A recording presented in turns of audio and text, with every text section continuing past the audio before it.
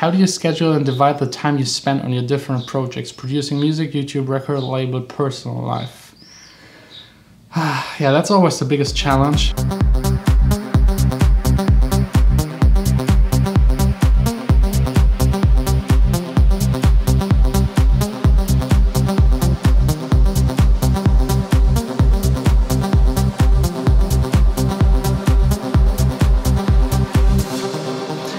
Hey guys, welcome to the vlog. Today, really short one, just a quick Q&A answering all of your questions. I've been up all night. I was outside trying to shoot the Milky Star with Vanessa together. So today, just relaxing at the pool again. But don't worry, this channel is not all about just relaxing at the pool. As you know, it's all about music, and I will be soon on Monday back in the studio. And I have really great news that I have to share with you. Just 1 second. This right here is an envelope. In that envelope is the final contract for my new studio. It's already signed by the other guys, so I just have to fly back, sign it, and the studio is mine. And it is mine on the 1st of July. So just a couple more days and the whole moving of the studio and everything, building a new studio. It will be so much fun, exciting, and I just can't wait.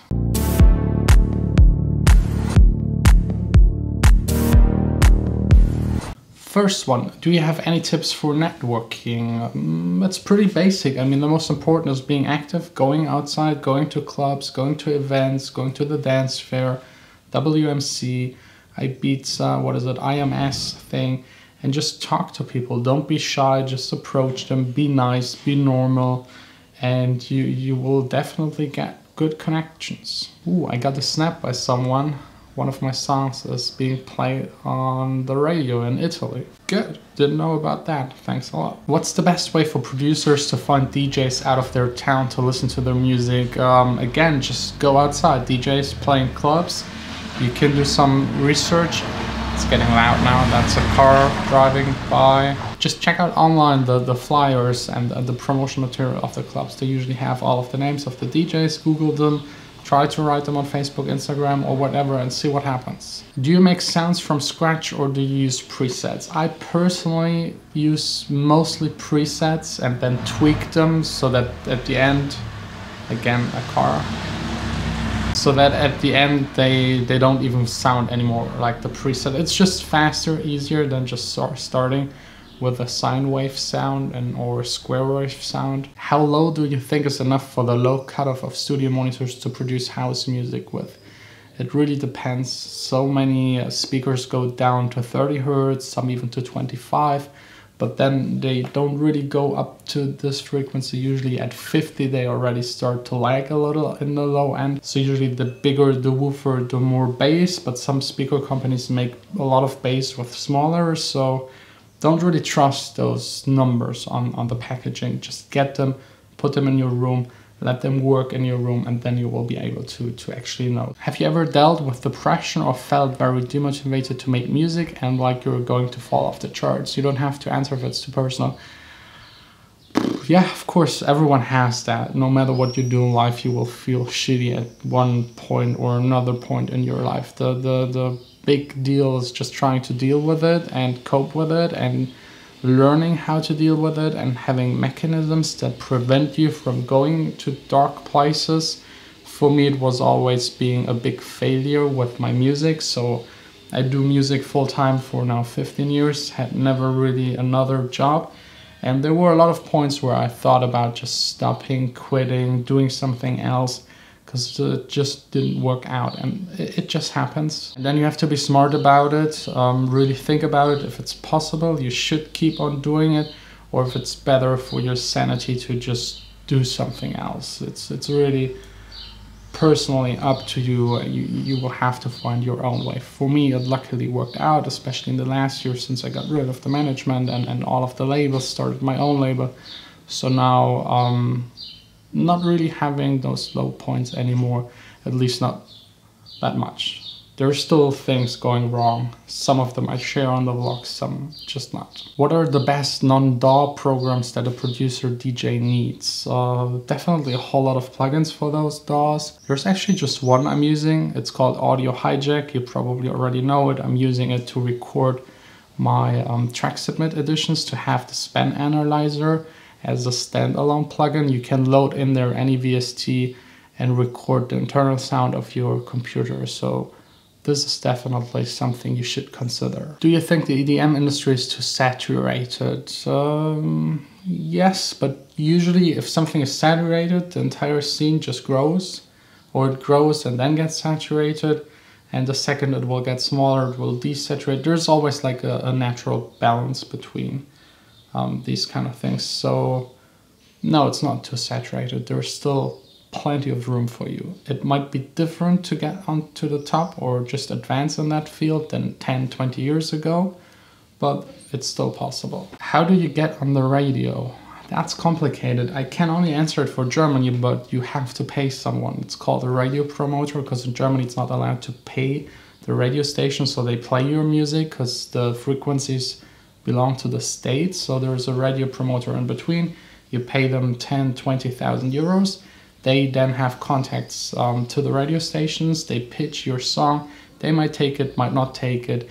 Then they do like giveaways for concerts and cards and I don't know what, meet and greets and stuff like that.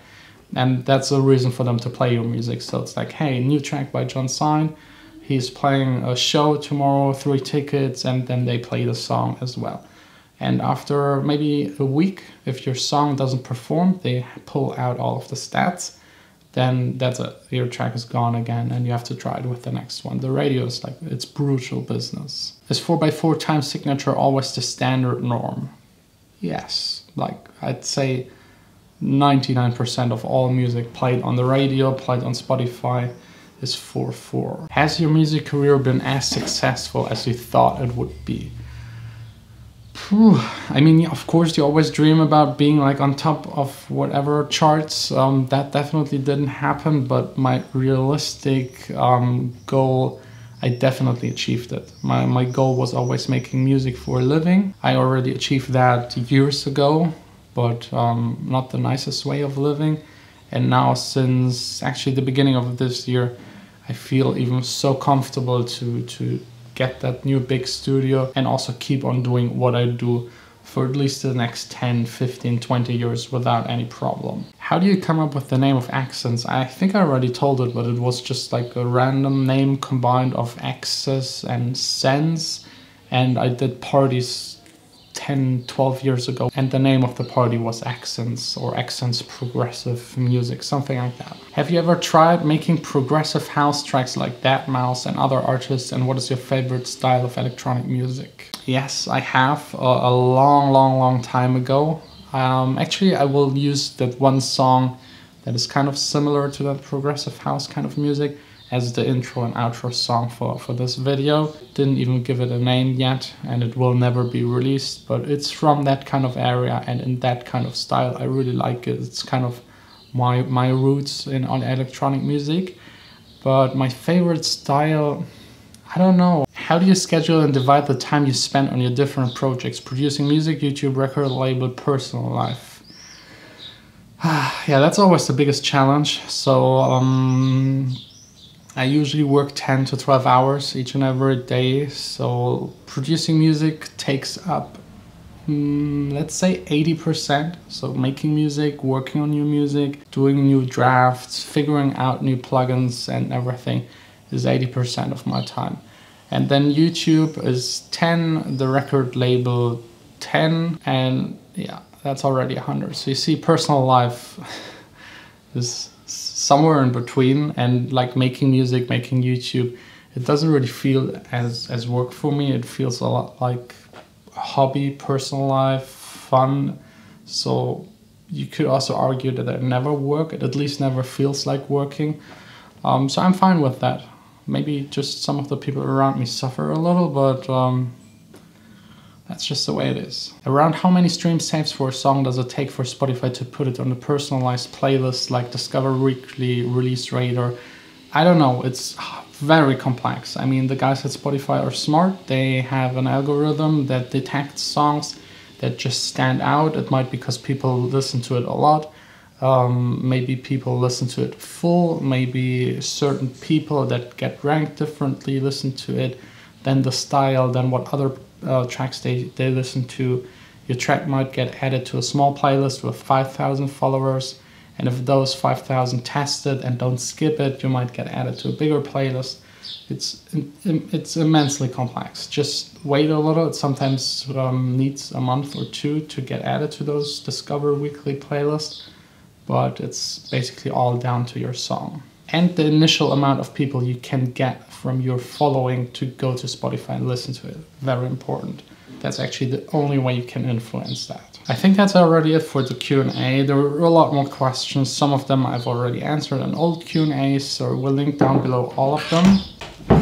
And I just got iced coffee. So that's a nice way to end the vlog. So with that being said, I will go back to the pool, try to sleep, and then be awake again for the next night session, trying to take pictures of the stars. Here are again 3 examples.